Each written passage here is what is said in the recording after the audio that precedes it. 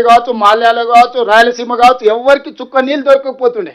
వచ్చినట్టే తెలంగాణకు తెచ్చుకుంటే ఎవరిని చెప్పుకుంటుండే? జగన్మోహన్ రెడ్డి అయినా చంద్రబాబు నాయుడు అయినా లబలబ ఏడవాల్సి వస్తుండే. మోడీ దగ్గర పోయి లేకపోతే సిఆర్ పాటిల్ దగ్గర పోయి మొత్తం నీళ్ళన్నీ తెలంగాణ తీసుకుంటుంది, మేమేం చేయాలని.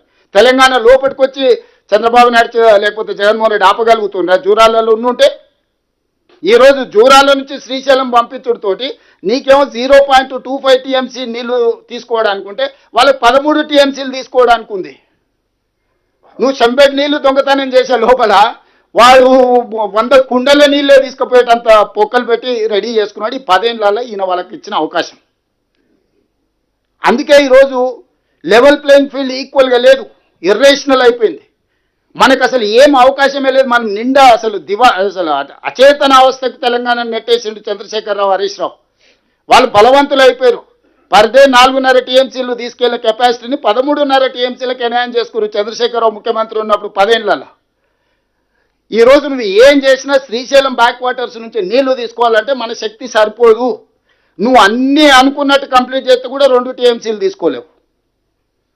ఇవాళ జూరాల నుంచి తరలించడంలో నీటి అన్యాయం జరిగింది, నిధుల దోపిడీ జరిగింది.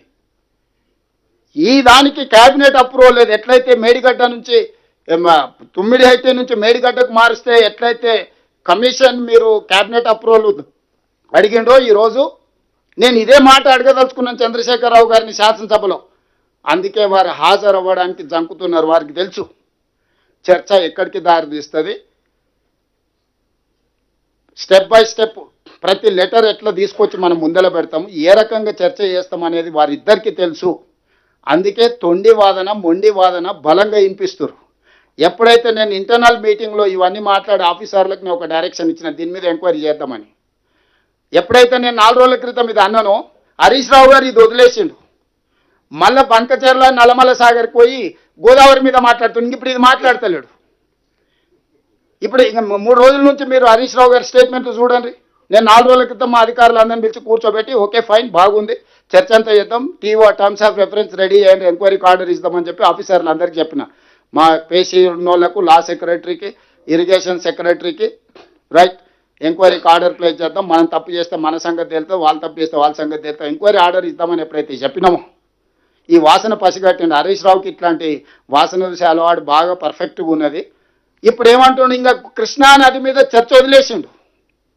లేదు లేదు లేదు, బంకచెర్ల నుంచి మీరు నల్లమల సాగర్ను మీరు అనుమతిస్తున్నారు, చంద్రబాబు నాయుడుకు తాకట్టు పెట్టిండు అని.